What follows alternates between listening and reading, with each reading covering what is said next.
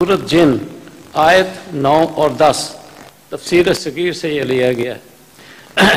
اور ہم نے آسمان کو چھوا، یعنی آسمانی علوم حاصل کرنے کی کوشش کی، مگر ہم نے اس کو مضبوط پہرہ داروں اور شہاب ثاقب سے بھرا ہوا پایا، اور ہم اس میں آسمانی باتیں سننے کے لیے پہلے سے بیٹھا کرتے تھے، لیکن اب کوئی آسمانی باتیں سننے کی کوشش کرتا ہے تو ایک مہلک شعلہ زن ستارے کو اپنی گھات میں پاتا ہے۔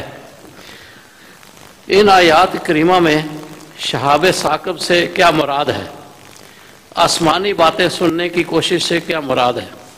اس طرح مہلک شعلہ زن ستارہ جو آسمانی باتوں کو سننے والوں کی گھات میں لگا رہتا ہے، اس سے کیا مراد ہے؟ سورۃ جن کی یہ دونوں آیتیں وضاحت طلب ہیں۔ حضور سے درخواست ہے کہ وضاحت فرمائیں۔ یہ ایک ظاہری اور معنوی لحاظ سے دونوں طرح یہ بالکل اسی طرح ہوتا ہے۔ جو لوگ زمین و آسمان کے راز تلاش کرنے کے لیے راکٹوں میں بیٹھ کے اوپر جاتے ہیں، ان کے اوپر یہ شعلے گر رہے ہوتے ہیں، اور وہ ایک لمحہ کے لیے بھی اس میں سے باہر نہیں نکل سکتے، کیونکہ آسمان کے راز معلوم کرنے کے لیے جب وہ کوشش کرتے ہیں تو آسمان سے شعلے ضرور برستے دیکھتے ہیں، اور ان کی جو رپورٹیں ہیں ان سے بھی پتہ چلتا ہے کہ کثرت کے ساتھ راکٹس کی طرح شعلے برس رہے تھے، اور بعض دفعہ اس جہاز سے جب ٹکرا جائیں تو جہاز برباد بھی ہو جاتا ہے۔ تو ایک تو یہ مراد ہے۔ ملائے اعلیٰ سے مراد یہاں اس ظاہری معنوں میں آسمان کے جو راز پھیلے پڑے ہیں آسمان پہ، ان کا جاننا ہے۔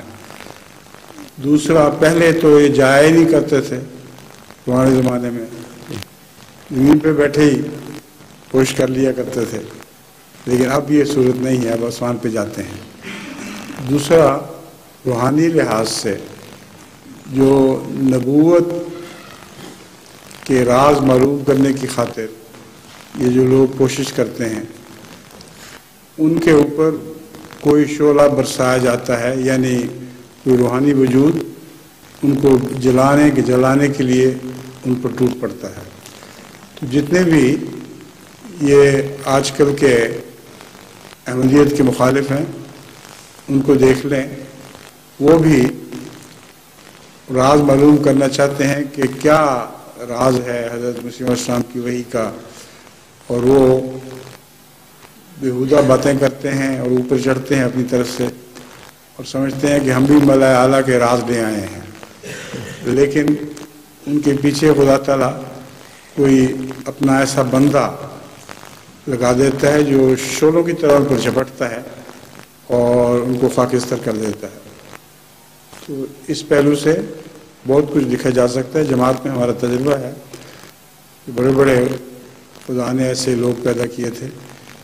حضرت مولوی شمس صاحب تھے، حضرت مولوی ابوالعطا صاحب تھے، اسی طرح عبدالرحمن صاحب خادم تھے، اور اس دور میں بھی ہمارے ہادی صاحب اور اس قسم کے اور بہت سے ہیں جو یہی کام کر رہے ہیں۔ ٹھیک ہے، جزاک اللہ حضور۔ بس ایک ہی سوال تھا، اور کریں؟ کر لیں۔